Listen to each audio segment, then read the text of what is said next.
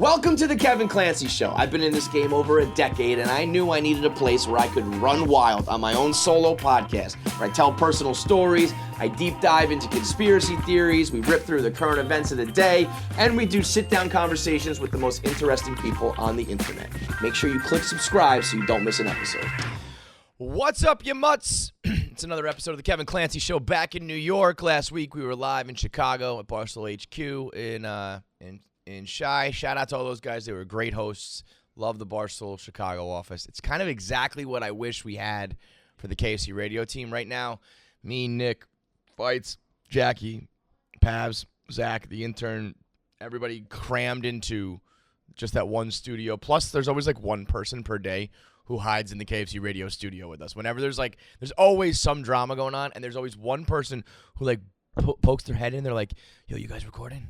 And we're like, no, it's all good. They're like, can I hang on here for a little bit? I just got to get away from there, whatever it is. So there's always like 10 people in one studio. It's the worst. I started adding like extra seats that just don't make sense. I know, in there's there. just It's chairs everywhere. Just in case we get a straggler. I know, and we keep all of our clothes and our sponsor shit there and everything. It's just like, we've outgrown it, man, which is crazy. So yeah, they have, like two studios and a room for desks and then like a kitchen and two different TVs, like lounge layouts, which we would probably only need one TV layout, but it would be perfect for like 6 people, just what they got going there. But it's always a time with the Chicago guys. They are they're like the old school Barstool guys. It's very funny that we have, while like Chicago, we're out and doing Chicago things, back here in New York is Barstool Idol in like the most like grandiose way possible, and in Chicago it's just like a few guys sitting around a table arguing about television. Which, by the way, the voting for the dog walk, I always get this confused. Is the draft considered the dog walk, or is that something separate? I think that's just one of the episodes of the dog walk. Okay.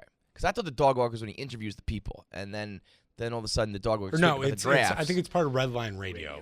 That's the draft. Okay, so either way, but I do believe it's on the Dog Walk Twitter account. Dog Walk Barstool is where you can vote for. Yeah, it's all. That's why I'm confused. I saw that graphic. There is a clear winner, and I don't know what I can and can't say. No, at 8:30 is when the vote closes. In my mind, not only did I win this, I obliterated this. And I don't want to, I know the rules are very strict with Red Ed, so I don't want to like even allude to which picks are mine and whatnot.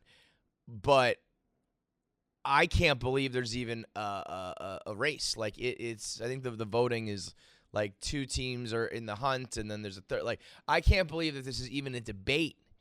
I walked out of there being like, oh my God, like what did you guys just like? Were you trying to let me win?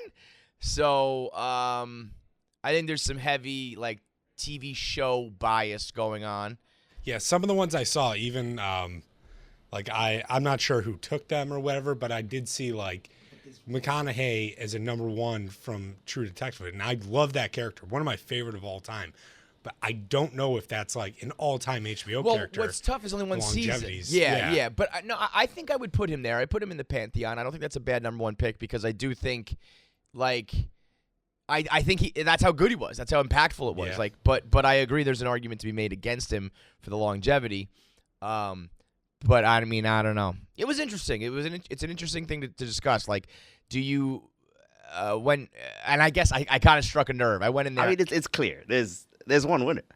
I'm just gonna cover my eyes and my face so you can't see any reaction. I'm not gonna say anything because I don't wanna cross Eddie, but that's a clear winner. You're allowed to vote.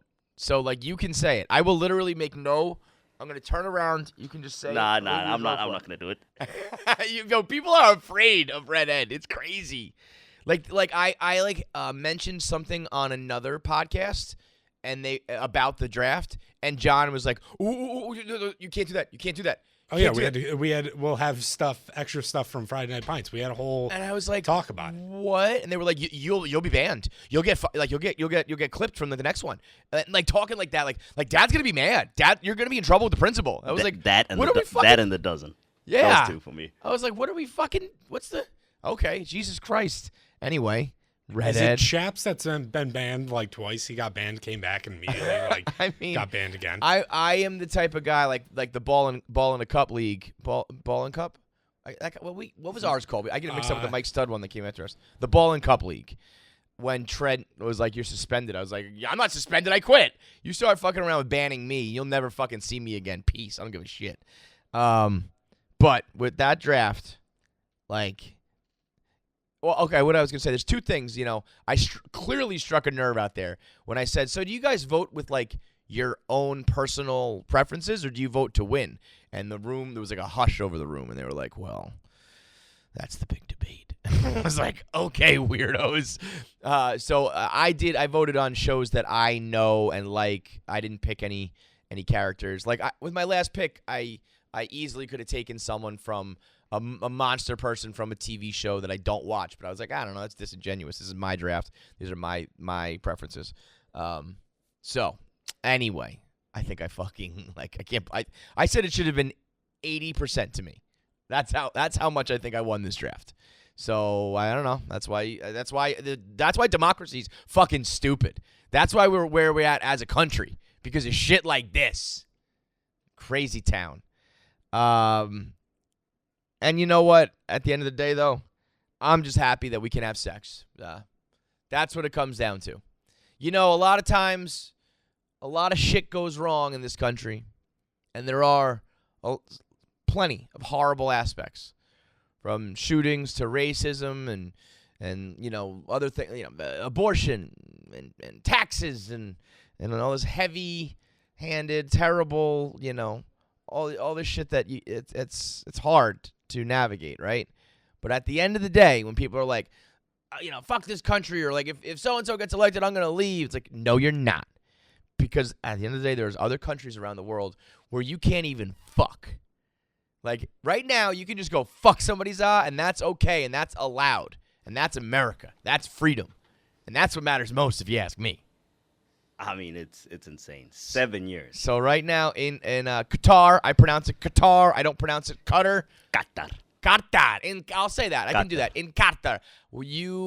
They are hosting the World Cup in Qatar in November and December. And you have to follow the home country's rules. The problem is that Qatar should never host a event of this magnitude, because they're like an oppressive, backwards, third world country where there's gross violations of human rights, and it's just because FIFA is the most corrupt company on the planet Earth, and they had them in their back pocket. Where in Qatar you can't have sex with someone you're not married to. Period. Like, it's not like, oh, you can't cheat on your wife with someone out of the marriage. It's just that you cannot have sex if you're not married.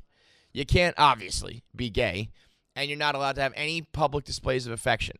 And so FIFA put out a memo warning everybody who goes to the World Cup this year, you could be imprisoned for up to 7 years for any of those violations. And I know ordinarily when you see things like you'll read some fine print of some shit in America, even like if you like do XYZ on your taxes, you could be punishable by up to 3 years in prison. And if anything ever happened, it would be like, actually, just pay us the money back and we're fine. But technically, it could go up to that. A place like Qatar, they want to put you away for 7 years. You're lucky you're not getting your fucking hands chopped off. 7 years is like we're doing you easy. So I could see them relishing the thought of like, oh, all these, Westerners are coming over and they think they're going to violate like our terms. No, sir. You're going away to a Qatari prison and you're not getting out forget 7 years. You're never going home. And so FIFA put out this statement being like, yo, for real. They basically wrote out a statement that said, for realsies. For fucking realsies. It was like, for real, fam. Don't do it. That's what the whole memo just said, FR. For real. They are not fucking around. And I don't know if Qatar knows this, but soccer players love to fuck. Yep. More so than anybody on the planet, footballers are some horny boys. Horny bonks all around when you're talking about the footballers of the world. They fuck regular chicks. They bang hookers. They're always cheating on their wives. It is a fuck fest free-for-all in the world of soccer. So forget about the fans. I mean, yeah, listen, the fans are going to flood Qatar, and it's going to be, well, actually, I don't know. We'll talk about that in a second. But if it's a party, and that's the other thing, you can't drink alcohol. So it's not even like you can party without the threat of going to fucking jail. Will anybody go to the World Cup? That's the real question. So we just recorded back again this morning. Yeah. And I mean, what's it called? Troops asked a very, very valid question. He's like, all right, so what? You want me to go to Qatar just to watch football? Yeah. What do you think? We actually just like this sport? Nah, man, we're here to drink 1,000 pints and I can do that on my couch. Exactly. I can just watch it on my couch. Right. Like the point of going is you experience like the fun of the live element. And if you take away all the fun of that, not to, Qatar is a place you don't want to be in the first place. It's extremely hot. You're going to be extremely uncomfortable. And now you're expected to just watch, regular-ass soccer games. Now, let me ask you this. When the World Cup is in Brazil, when it's in London, when it's in Germany, do a lot of people fly there, or is it mostly hometown people? So I was actually boots on the ground for the South Africa one back in 2010. Okay. And that was a shit ton of foreigners. People Really? from across the world came in. It was, I mean, in Joburg, you could go like days without actually seeing a South African. Really? Yeah, So it kinda was. deal. So people flock. But do you think that's because Johannesburg is like a major city in the Well, world? I thought you were probably going to go with the angle that one was more unique, that was the first one, and they marketed it that way. That was the first one on Africa, so people were very curious to see as to how, So this one was kind of the same, but with the way Qatar treats people, it's people tough. are very curious. This is the first, kind of in the Middle East, right? But it's I tough. feel like if they did Cairo, Egypt, or I don't know. So what's like the best, most westernized or safest and most fun Middle Eastern city? So UAE, as you said, Dubai, places like Dubai and stuff like Yes, that. Dubai. If they do Dubai, it's like the hot spot. I thought for a second Dubai was in India. I'm not a hot shot when it comes to geography. Like that I think would get a lot more people, but I'm sure there will still be plenty. Don't get me wrong. The World Cup is the World Cup. That's the thing, man. What would you give me a without percentage drinking, drop off? So here's the problem. If you truly can't drink, can't fuck, and you just have to worry in general, like not only are you not allowed to do those things, but like obviously if those are punishments, you also can't. You're gonna be worried about everything. You're gonna go to jail for like all sorts of shit. I think you're gonna see like a 75% drop off in outsiders traveling in. So unlike any other sport, I feel like soccer is the biggest in terms of like drinking culture, kind of like drinking culture and soccer go together. Sure. So if you get rid of that and it's vibes orientated, people. Bro, I don't think people are gonna go because you got to drink through it. There's a lot of downtime. There's not as much scoring. Yeah. There's you're just gonna stand there for fucking actually you play 2.5 hours. Like your team will play once every 3, 4, 5 days type of deal. What do you do on the four days? In between, you do nothing. Qatar is a tiny country. You can finish a country in like a day. So it's like what? What else? Do you do? What else are you gonna do? And I mean that's why this should never have happened. And there probably will be at least a couple stories of people getting thrown in jail, or worse, fucking people disappearing, or God forbid they die, whatever. Then after all this shit, I'm doing my 1 minute man yesterday on it, and I was like, I know that a bunch of people died while building the stadiums because Qatar is so hot. They needed to build indoors. They have a bunch of outdoor stadiums, but it's literally too hot indoor to stadiums play. powered so by they AC, needed to go build new stadiums that have air conditioning to make it able to watch. And I knew that a bunch of people died while building them. They brought in these basically slave laborers. And I looked it up thinking that it was going to be 35 people. No, it's thousands. It's 6,500 people. Fucking 2.5 9/11s. Just building stadiums in Qatar. And nobody does anything. It's a bunch of migrant workers that they just bring them in. They fall into the fucking cement. They fall off of the tower. They're electrocuted, however else you fucking die on a construction site when you're not trained and you don't know what you're doing and you're probably just trying to make a few bucks for your family. 6,500. Yo, that is a international fucking crisis. Yeah. That's a massacre of epic proportions. So what they did was, as soon as you signed up for a job, as soon as you get the job, they take away your passport. So you get there and you're stuck without a passport. You can't move without a passport. And they just what? Do they just never give it back? Or they tell you after the World Cup you get it back. I guess after the stadium's done, right? Bro, that is, and then you fucking die. They said that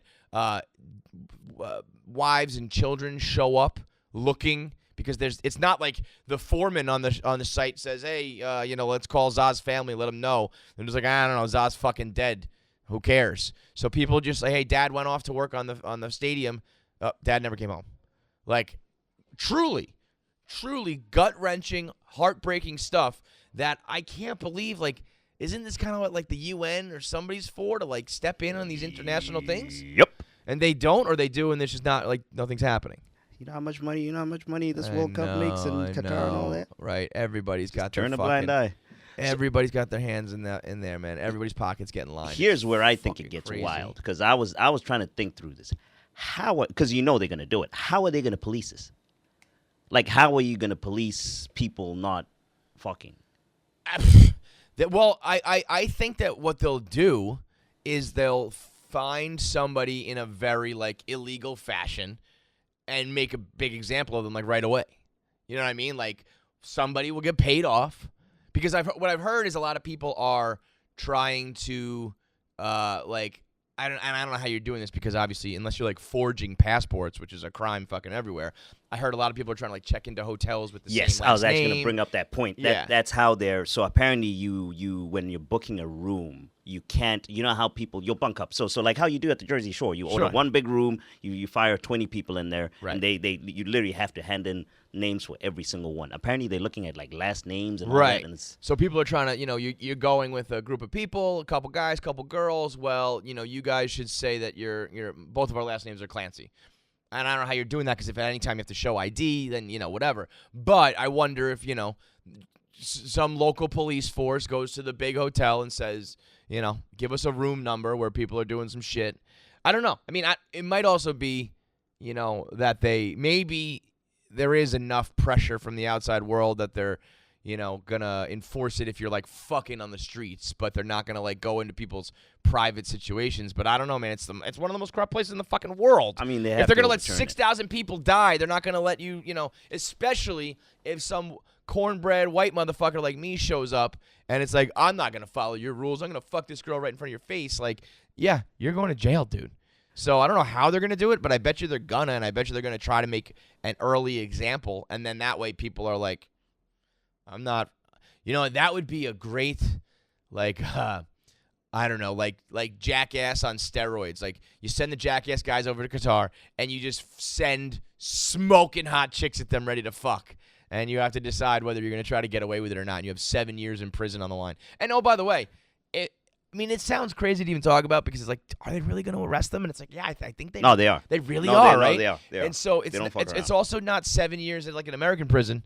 You're talking 7 years in the worst kind of prison. You go. And you're also not talking 7 years. You're probably talking you're dead. You probably disappear. Mm-hmm. Or you're fucking taken for ransom or whatever. It's one of the more wild things. Like, I mean, I would imagine when they do the Olympics, I'm trying to think of, I remember obviously back in the day when they had it in Germany, in like Nazi Germany in the early days, it was an obvious attempt to be like, no, we're not bad, we're fine. And I'm sure the Olympic Committee was paid off on that one, even way back in the day.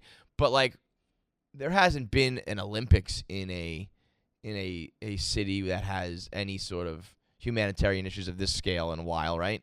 If ever, in the modern world, like the last one, the most problematic Olympics. I mean, I guess the last one that was dicey. That's what I was going to say. That's the only one that was dicey. It's like China's a weird spot where it's like 50% like very modern and at the forefront of the world with business and money and all that shit, but the other half is like, yeah, no, we have concentration camps still.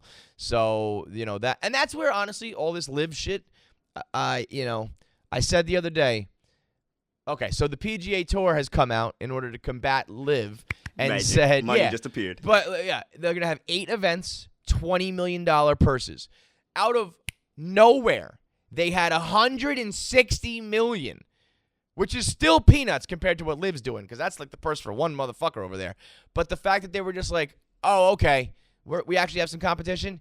Here's almost $200 million that we could make appear out of thin fucking air. And I know everybody talks about 9/11. I know everyone is talking about the Saudi like war crimes and the blood on their hands. But business-wise, there's obviously something very corrupt with the PGA Tour as well.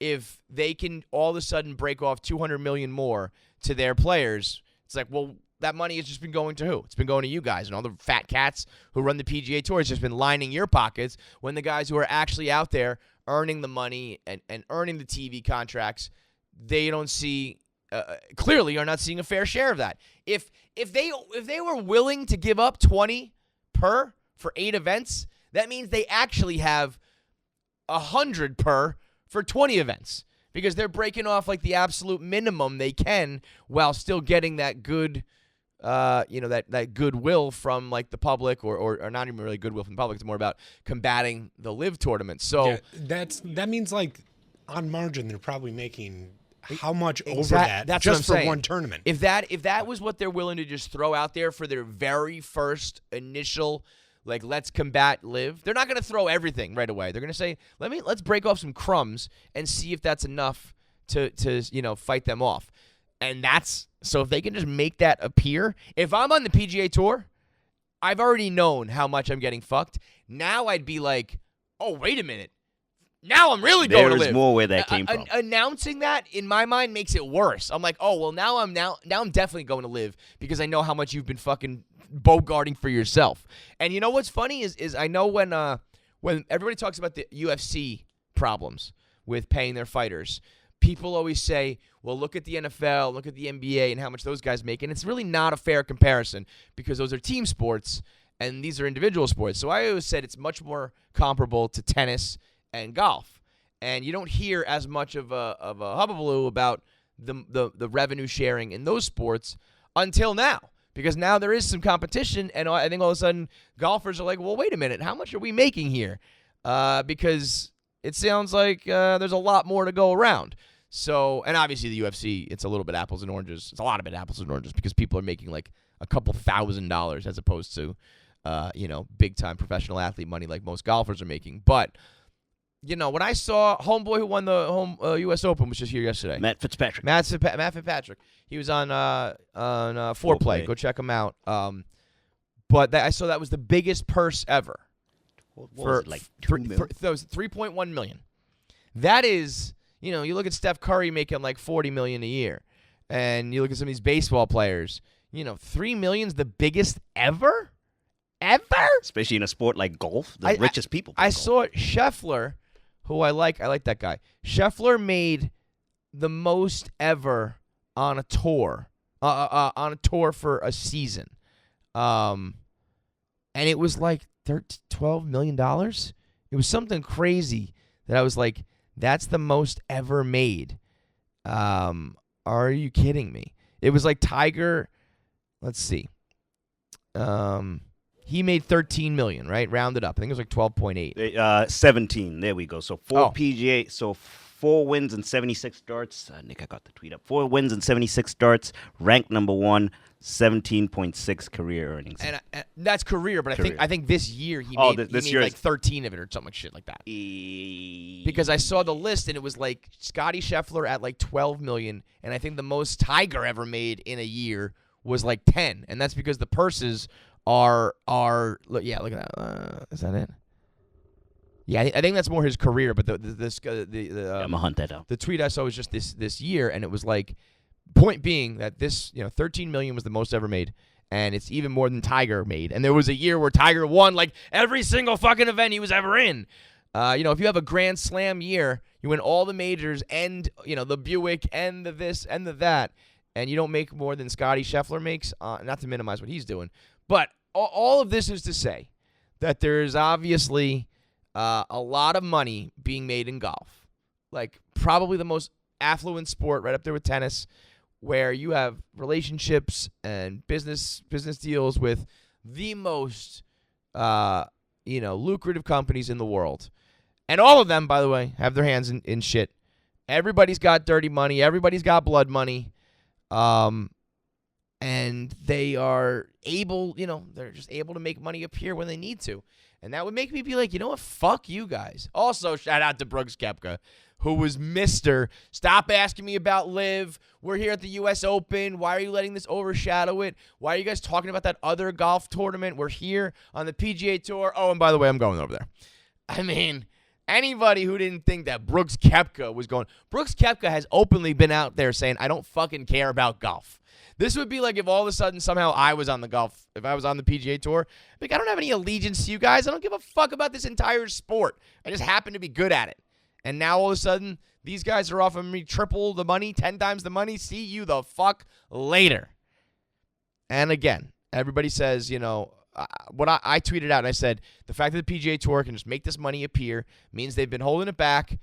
So bottom line, in professional sports. I'd be pissed if I'm a golfer. So pissed. So bottom line is in all the professional sports, get your money. Get it while you can, and get it however you can. And people said, 9/11 has entered the chat, or 9/11 would like a word. Bro, 9/11 entered the chat a long time ago. There are companies that have all sorts of shit to do with Saudi Arabia, all sorts of shit to do plugged into oil and money. And I get it. I know this is like a direct, Saudi's name all over it.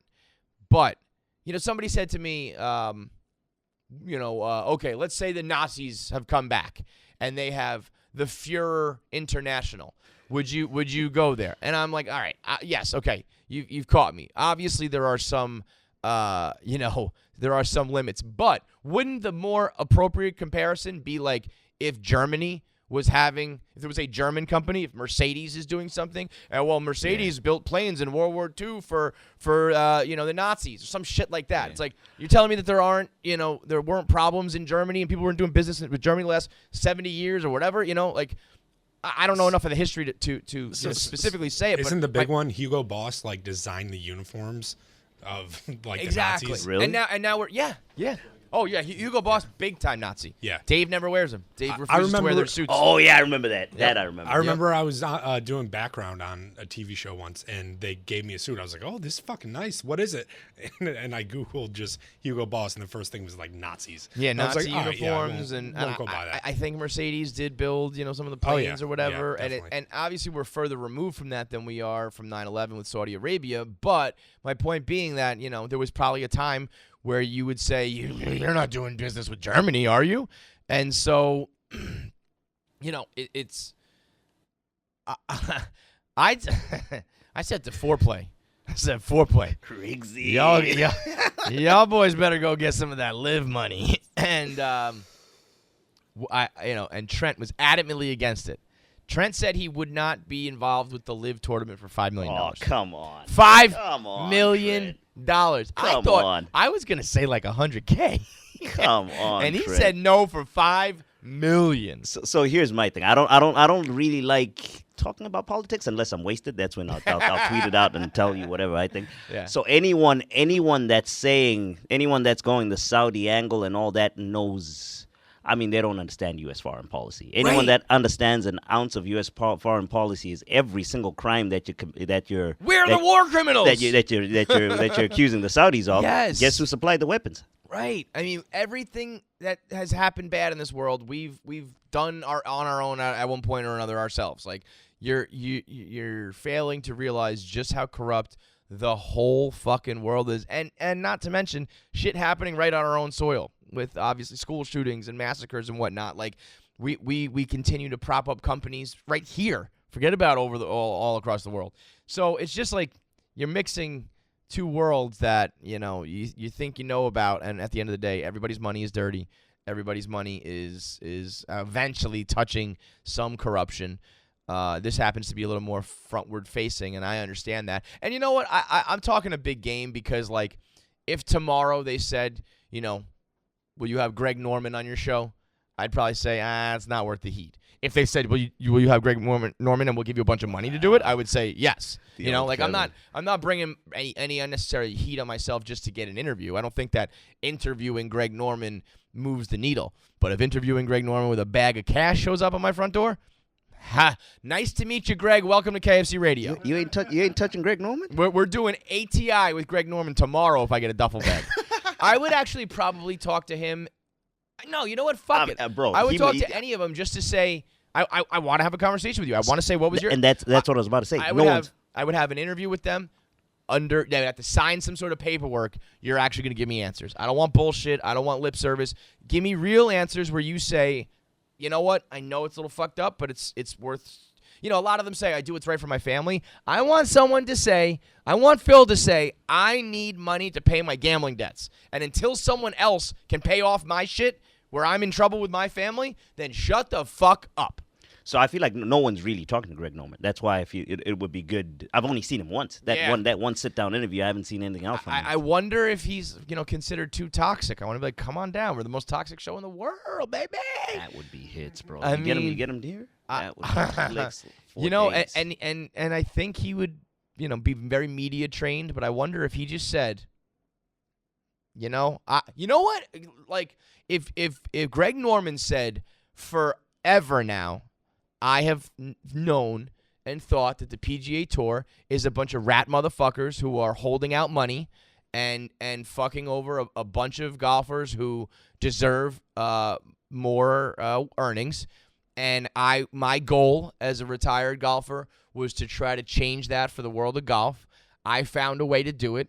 Unfortunately, I had to compromise on some things, including my morals. But I found the right the people who can fund this, and I'm doing this for the world of golf to create competition, to create better earnings for guys who deserve it. At least there's some understanding of what he's doing. At least there's some side of it that you would agree with. Not everything is fully black and white. You can say that you wouldn't want to be involved with Saudi Arabia, but you probably should. You're probably on the side of Greg Norman when it comes to paying golfers a fair distribution of the earnings. So, I mean, I love it, man. I think it's such a fascinating topic. I know golf, the people who love golf. The people who don't, I think, are probably why are we talking about this? But I think it's so much further reaching. It's got finance, it's got politics, it's got international affairs, it's got it all, man. Let me ask you this: if this happened to the MLB, how would you feel? Because I'm more detached and I'm loving the live shit because I'm not loyal to the PGA. Right. I just love chaos and it's not soccer. So again, it's a little bit hard because it's this individual thing. In golf, all you need is a golf course and you can get a bunch of players to play it. If the Mets. If the National League... Super League style. Yeah, okay. So Super League... So Super League for baseball. A new league where the Mets leave the traditional NL, AL, and you start new shit. And yeah. Just 2-3 teams, no more divisions. That is the problem, though, is you... By eliminating so much of the league... Well, I don't know. If the entire National League just moved over to a different place... and went on to win a World Series, it wouldn't be a true World Series. That's a great question because if they were playing the same teams they always play, they're going to play against the National League anyway. Forget about interleague play. Let's just scrap that. Let's say it's old school schedule. You still play 162 games. You're still playing all the same teams, and you go win the Live Baseball World Series. I would probably still watch that, and it would probably be a little bit lessened because it'd be well, this isn't what I grew up rooting for, the World Series, but they beat, the Braves in the World Series or some shit. I think I'd fuck with it. Yeah, because I was trolling the live thing, and then I thought about it, and I was like, yo, this happened to soccer, and I was fuming.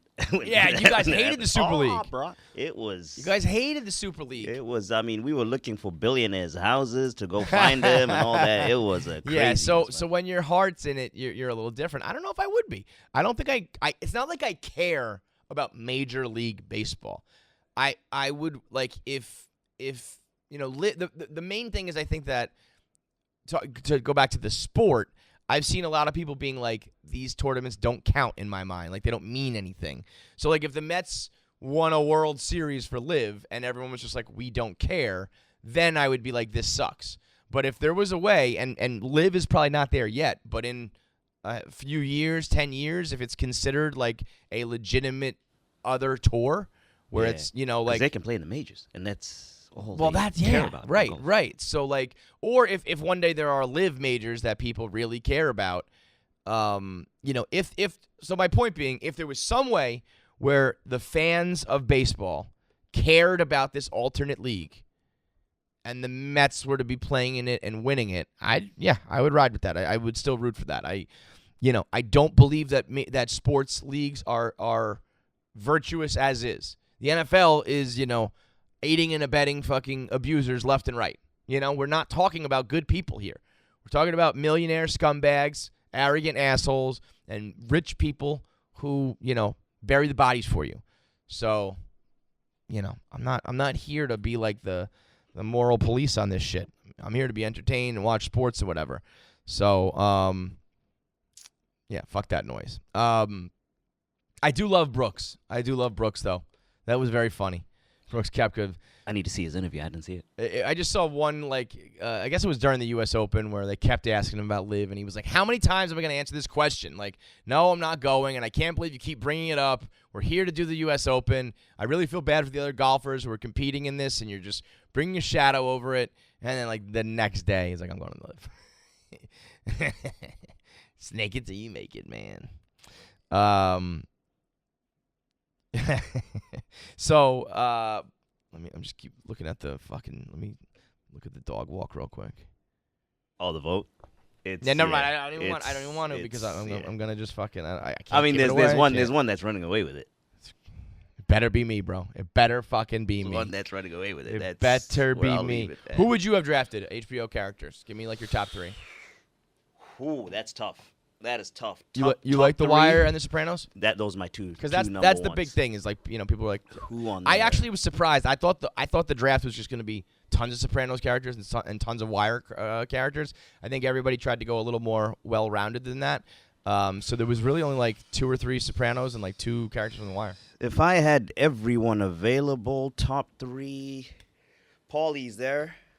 Paulie Walnuts was Paulie number 2. Walnuts is there. He was the number 2 draft from The Sopranos. Oh, fuck. It was Tony, Paulie, and Christopher, I think, with the 3. Bro, top 3 is hard. And then from The Wire, I think it was just Omar and Stringer. Yeah, you gotta go. Yeah. But even what's his name? The big dude. That from The Wire? Fuck, what's his name? We don't even know. The only ones I know, Avon Barksdale. Avon, there we go. Even Avon too. His role was. Yeah, and they're all good characters that are great actors. So those are my 4. Bro, the Wire, The Wire had every talented black actor in the world on it. You had young guys who were kids in that coming up. Michael you had B. all of the established. One of the guys in Chicago told me a story on the draft about Idris Elba when he went to audition. They said, "Don't let him hear your accent because it'll hurt you." And so he did the whole audition and interview process in his American accent. And I think it was Chief was telling me he's not sure what the end was, either that he got the gig and revealed it and they were like, holy shit, or he got the gig, revealed it, and they were like, we know, asshole. You thought you were hiding this from us the whole time. We know you're not actually from America. But either way, a cool inside behind the scenes story. That is, I can code switch too, but then that's keeping it steady and consistent throughout, for just a while. Not only on when you're doing the scenes, but you're shaking hands afterwards. Normal and life. You're on the phone with them talking to scheduling, and you still do the voice. It's crazy that you'd even have to do that because we are fucking acting. As a matter of fact, I feel like you're a better actor if you can put on that. If you can just flip that switch. So I would probably be more inclined to hire you.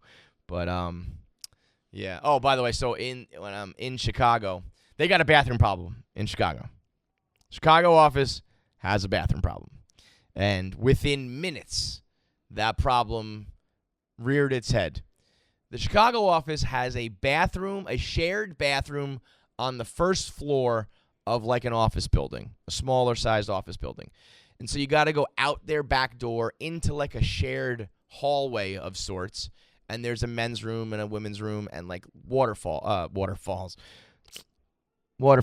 So think of a little scene like that. So when you walk out of the office, you got to take a bathroom key with you. In the office, there was a hook, women's and men's. And so the key was on the hook for the men's. So I grabbed the key and I go. And as I'm walking into the bathroom, I was texting while I was walking, so I was kind of slowly walking. I didn't just barge in. And I could hear someone in the bathroom. I could hear them kind of talking, making noise. I wasn't really paying attention because I was texting. And I did think I heard them saying something like, I'm in here, bathroom's occupied, whatever. And I wasn't quite thinking because I was texting. I was also thinking there's no way that means I can't come in because, like, I have the key. So how would someone be in the room? Then for a split second, I was thinking, I thought it was like 2 urinals in a stall. No. So then I was thinking it's he was in the stall telling someone in the bathroom not to. All of that processed through my head in about 1.5 seconds. I open the door, open it up. Danny Conrad, fucking pants around his ankles. There he is, sitting there. I saw all sorts of man thigh, and he just kind of looked at me like, said I was in here, dude.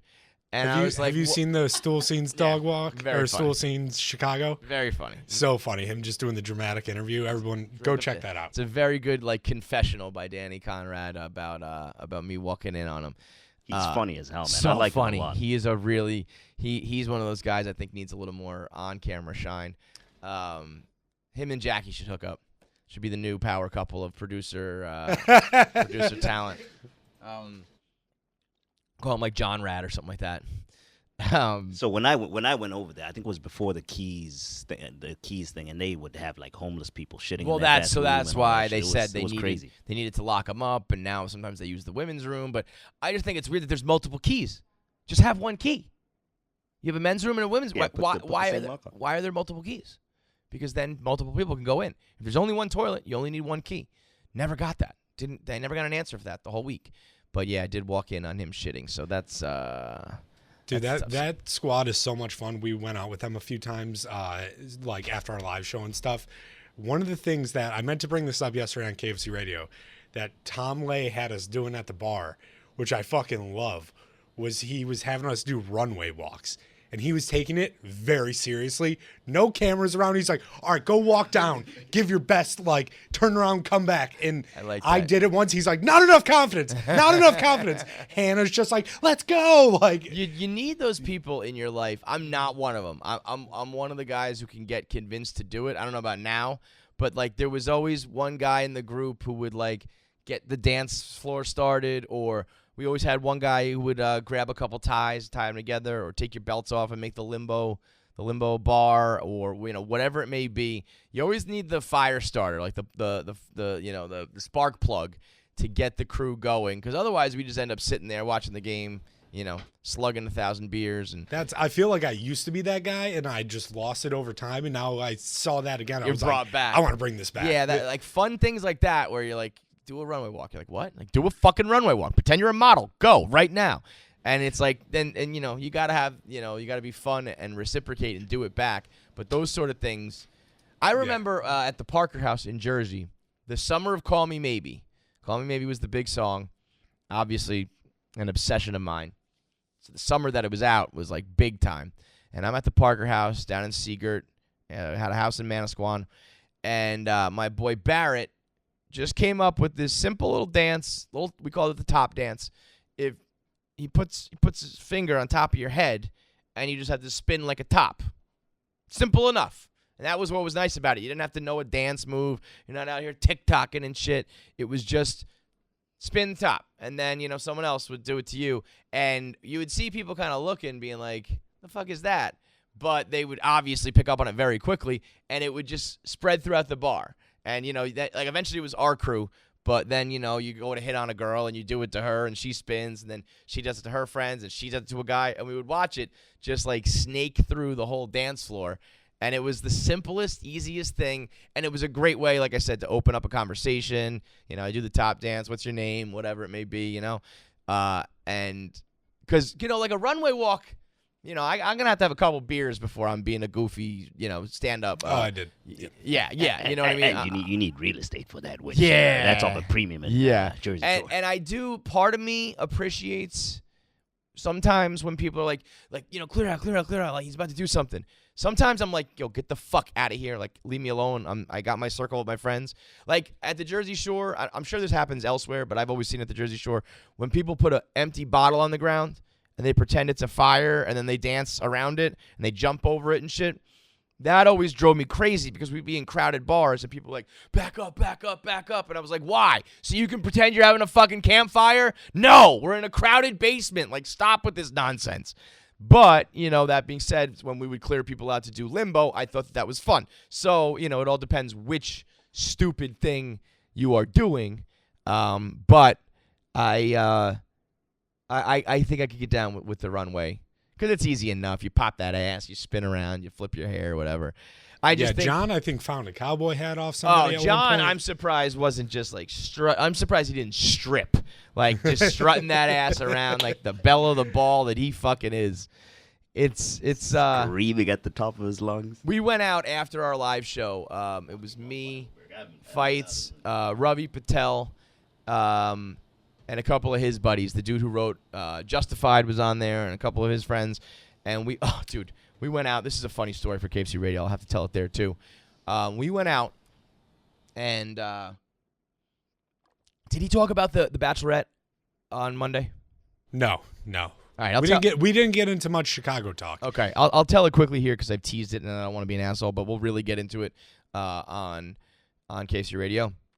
But there was a Bachelorette at the bar after the show. I went out for like one drink because I had a 7 a.m. flight. And these girls come up to us, and they say, you're the Barstool guys. I recognize you. We're here for a bachelorette party. Could you just, like, buy the bride a drink and hit on her a little bit? It'll be really funny. I was like, that's a fucking weird request. Not when you think about it in a tweet form, but Barstool guys buy me a drink and hitting on me all night. I was clearly getting married. Like, well, so then that was my first point. I was like, well, does she know who Barstool is or just you guys? And they were like, no, actually she doesn't. So come to think of it, if you go over there and you're like really creepy, it'll be really good. And I was like, how about no? How about in the year 2022, I don't intentionally go up to a stranger, a girl that I don't know, hit on her and intentionally make her creepy? You're going to catch a case, brother. That's assault, brother. Eventually we just settle on like, hey, how about we just do shots? And so they come over, we're doing some shots. There's more to that story. You have to tune into KFC Radio. The real funny part is what happened to the shots, the tray of shots, but I'll have John tell that. But the bride to be goes, so like, how old are you? How long you been married? Any advice from all you guys? You've all been married. And we all go, oh, well, how old are you? And she goes, 23. And the whole crew, not one of us had a poker face. All of us went, oh. And she was like a deer in headlights, but she was like, but it's okay because I'm Canadian. And I was like, I don't fucking know what that means. But it was just like step one. Like how their money's more? What? I guess like, down in the South where people talk about like getting married out of college, like a ring by spring, and I'm here for my MRS degree. So maybe it's like down south and then up north and then in the middle we don't do it. I don't know. But I was like, what, you're Canadian so you can ruin your life at 23? I can't imagine what that poor girl was going through her head. Not one of us were able to be like, oh, okay, well, that's cool. We were just like, no. I was like, oh, okay. My first word of advice then would be to have about a 7-year engagement. And she was like, okay, well, we're getting married in September. I was like, all right, well, there that goes. I was like, probably sign a prenup and get your divorce lawyer ready because this is fucking insane. I said to her, is this your first like serious relationship? Because in the back of my head, I'm like, because it has to be because you're only 23. And she was like, no. And I was like, yes, it is. Like the guy you dated when you're 16 doesn't count.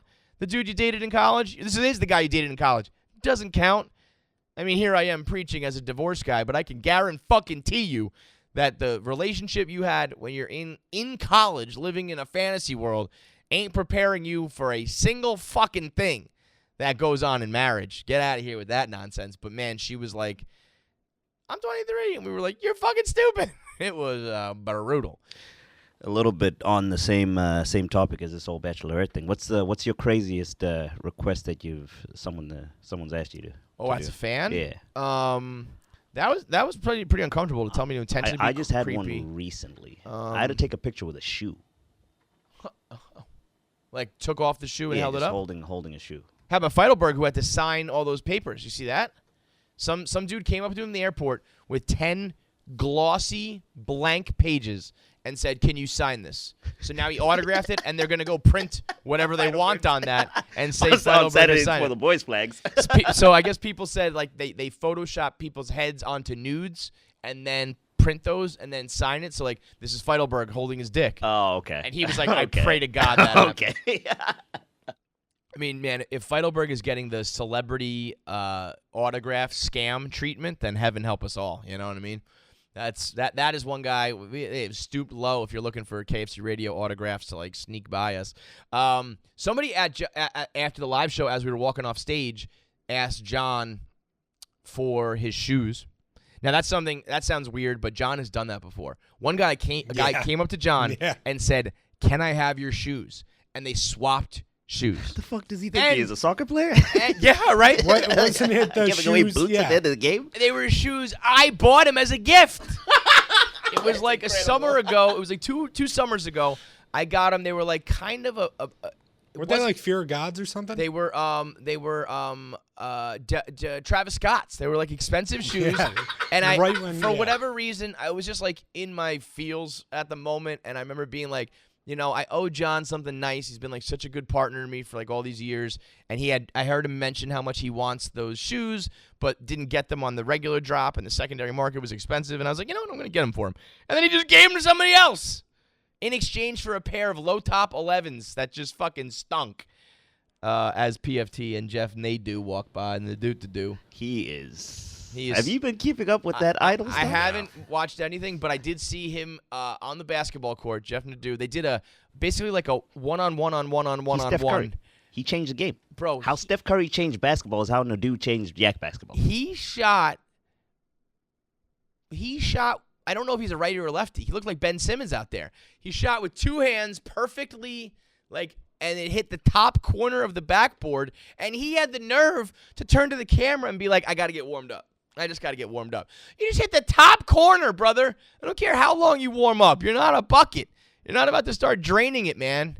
Get out. It was straight out of Long Came Polly, the fucking raindrops. And then I don't know if you saw the main highlight was they started the game. So it's individual. You know how yak basketball works, right? Yeah. So he started. Wait, for the people who don't know, it's like every man for himself. You don't have to dribble. It's a free for all. And you can't score on the same hoop twice. Free for all, one hoop. If you take a shot on one hoop, whoever rebounds it, if you make the shot, you're out and you're safe. Oh, okay. Whoever rebounds it, you have to score on the other hoop. If you throw up an air ball, you have to score. So if you attempt a shot on a hoop, you have to go to the other one. Got it. And Nadeau, I mean, people were playing. We started the game. He hadn't gotten the ball. People were dribbling and all that. And Nadeau gets it for the first time, invents a no dribble for the yak back. I mean, there was no rules, It right? was unbelievable. And he was holding it like a fullback, just It was and unbelievable. People were like poking at it and trying to. And nobody Bro, could touch it. I was in tears. I was in tears the whole time. Yeah, so that's Barstool Idol. Today we'll be doing a Friday Night Pints with the remaining people to get a feel for like who can kind of talk and shoot the shit, and we'll have some say in the elimination tonight.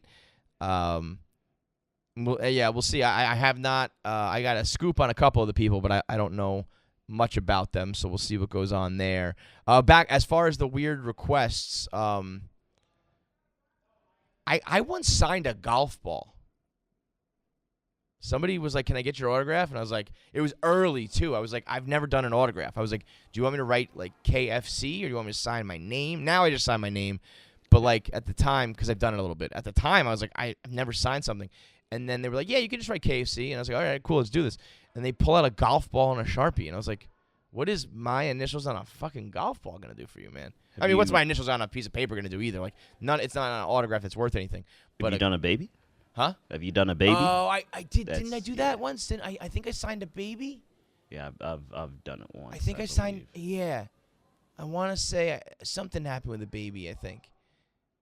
I'm pretty sure I did that. Yeah, that's funny that you did that too. That's great. Yeah, it's. I mean, dude, it's stoolies are crazy. I mean, they're I crazy, love them. dude. I love them, man. But they're. We had a great crowd in Chicago, man. They were live. They were like doing the like the before the show they were doing like clapping chant that gets like they were doing all sorts of chants in the crowd. They were an awesome scene. I know that the after party people were getting loose. I know Jackie was in the fucking hurt shop, right? Yeah, a little bit.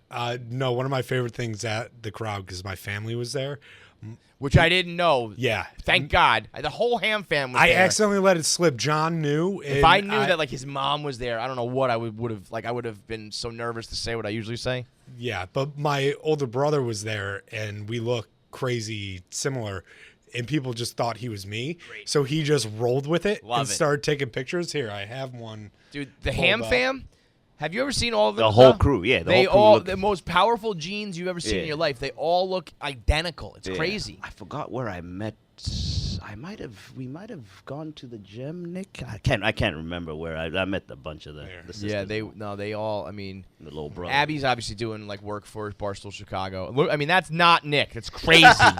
It's fucking crazy. So that girl. I mean, look at this guy taking pictures. I mean, that is Nick. Taking pictures with pretty blondes, just pretending to be Nick. Like, she then was DMing me like, "Thank you so much for taking a photo. like, what? Where are you guys going after?" So I hit her up and I was like, "Come to this bar. We're gonna be over here." And when she got there, I was at one side of the bar. She went to the other and ended up bumping into him again. And she's like, "Let me buy you a drink." She buys him a drink. He's like, "All right, let me introduce you to someone real quick." Brings him over, her and her husband, and walks over and is like, "Okay, this is the real Nick." And that girl was jaw dropped, right? Yeah, she was totally baffled. It's funny that now that I know she had a husband, it's one thing. I was like, yo, I don't know if he's single or whatever. I was like, ride this wave, bro. Take this girl home. It's Nick Hamilton. I don't give a shit. I used to tell people all the time back in the day before everything became politicized and you could get canceled and all this shit. I was like, if I can help you get laid, if for some reason saying that you're me from Barstool Sports gets you laid, go ahead, man. Just drop my name and go do it. And then I started to realize the problems with that. Like, God forbid there's some sort of sexual assault and the girl says it was KFC from Barstool. So I was like, okay, don't do that anymore. But yeah, he said he did that a few times. Hell yeah, ride that wave. I'm Nick Hamilton tonight. Well, that's what he's like. I took a bunch of photos with people when we were in the crowd. He's like, so if you get tagged in some shit, I'm like, that's perfect. I love that he rolled in and was just like, yes. Yep. Like, dude, absolutely. Love it. Yeah. That's how old is he? He is 30. Okay, so he's got that 3 handle as well. I was still out there like really chopping it up when I was 32. I wish I had a stunt double too. This guy. If you have a stunt double, bro, that'd be the most unique stunt double of all time. I need one, bro. It's just, God damn it. What, just send people out there on other nights when you want to just chill? I can't put a baseball hat on. Now, especially with these dreadlocks, I can't even. I mean, what size would it be? It would be like size 10, right? Yeah, right. No shot even fits. What was that? Man. Without him, it was like what?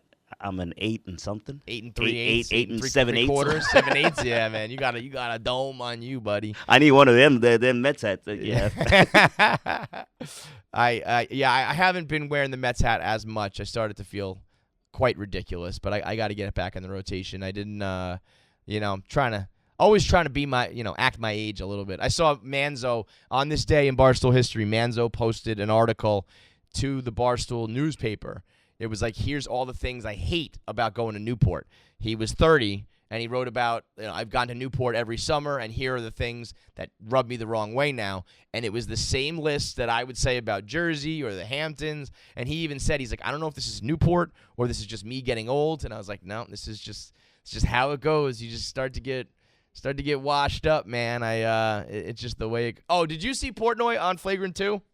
Yeah, so I need to watch the full episode. I saw the clip. The mid. Oh my God! Like, wait. Dave on Flagrant 2 with Andrew Schultz, and Schultz says, "Was the White House mid?" Which is a funny way to, using mid in the first place is weird for people our age. But then to be like, "Was the White House mid?" And Dave was like, "No, I like the White House." Oh wait, how old are you? And you're using mid? It was very good. It was a. I thought Schultz was younger. Now, well, he's been around for a minute. He just popped. That's like, this is his big, the last few years was his like coming out party, but he's been doing it for a minute now. Yeah, we used to watch his TV show in college, Benders. It's like the beer league hockey. It was him and DeStefano. Right. And like scripted acting, right? Yeah, like I remember. Real TV show, yeah. I saw DeStefano open for, it was like Sean Latham's birthday show. Mm-hmm. And I was like, oh fuck, I know that guy from Benders, and now it's like, Dude, of course, it's D, Chris man. Stefano and Schultz. It's whenever you find a comedian that you like, you see a special or whatever, just recognize that they've probably been doing it for like 3 times as long as you'd think, and that they've done every different kind of job under the sun before they got there. All those guys have grinded it out in like the weirdest of ways. Everybody's got some miles on them. You know what? A bunch of people sent me from that show, a bunch of different people. Recently, Dave's been nice to me. He's been saying a lot of nice things. He's been saying nice things a lot. He's been like acknowledging and saying a lot of nice things. I want to do content with Kevin. Yeah, I was like, what the fuck was that? But this one, the clip was, he said, I would do anything for KFC. Like, I would die for that guy. He's been with us forever. If you listen to the full clip, he says he was talking about seniority and certain people. The whole Francis story was what he was talking about, why he had to let him go. And he was saying, if you've been with us for a long time, I have different rules for you, and I'm loyal to you. And the full clip, he goes, even if I don't like you, like a guy like Kevin, like I'll do anything for that guy. Yeah, that was amazing. But it still was nice. And I was talking to Dave. I was texting him earlier, and I was like, while we're talking, I said, by the way, heard what you said on Flagrant. Like, thanks a lot. I appreciate it. And immediately regretted it because he wrote back, I don't even know what I said, man. I was like, fuck it, A.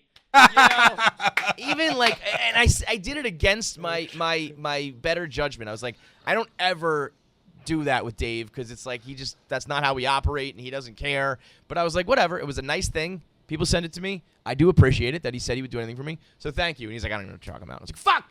Now I look like the fucking pussy. You know, I shouldn't have said anything. So what else do we got here? I'm doing. I got to do some 1 Minute Mans today. You got any topics for us? I saw it.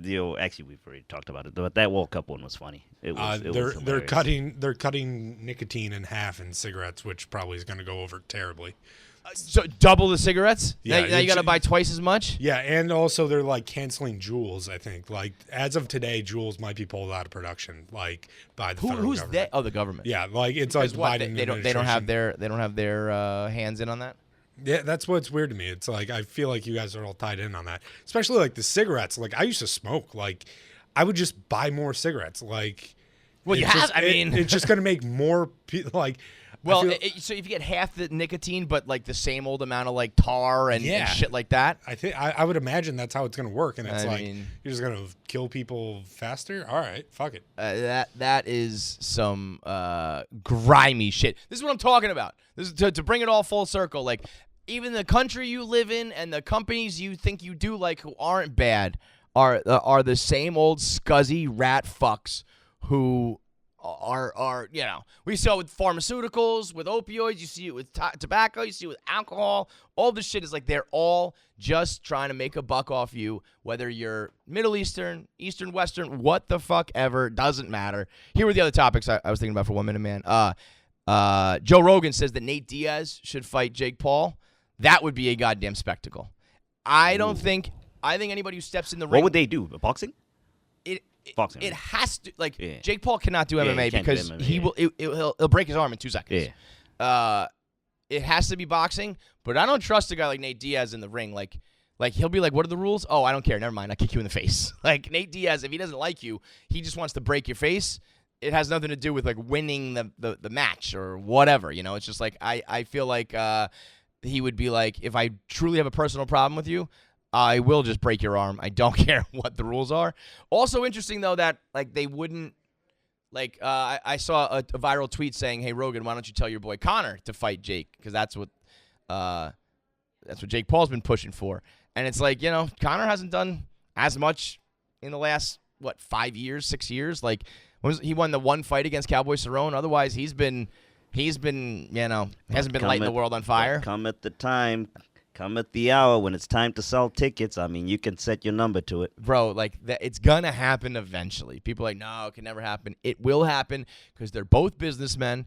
Eventually, Connor will fall, his star will fall enough, and he'll still want to make $100 million and, like, see you fucking later, dude. Also, I saw Amber Heard shopping at TJ Maxx. That was the most set up, contrived thing I've ever seen in my fucking life. Yo, whoever Amber Heard's PR people are, you're the worst. You don't know what you're doing. Fire those people fucking immediately. From the shit you said during the trial, to the shit you said in your interview, to this cockamamie idea, go shopping at TJ Maxx. People will feel bad for you. People will think you're an everyday person. She legit is just like looking at the camera while she like holds up a button-up shirt from TJ Maxx. First of all, shout out TJ Maxx. TJ Maxx, great spot. Great spot if you just need the essentials and you don't want to break the bank. TJ Maxx is where it's at. Secondly, Amber Heard, go fuck yourself. We know you're not everyday salt of the earth. What do you give me that face for? The units? Doug's like yelling. Are the units beefing? Yeah, and Doug's never yells. Jesus. If Doug's is yelling at Frank. You could just see his hands going wild in the background. I wonder if it background. was yelling about something or yelling at him. Do we have trouble in unit paradise? Oh, no. I'll tell you what. The units just traveling the country, watching minor league baseball. What a fucking gig. I mean, just like, hey, we're at another minor league baseball game, eating some hot dogs. See you next time. Just popping photos Cashing with checks. mascots. Yeah. Cashing checks and watching minor league ball.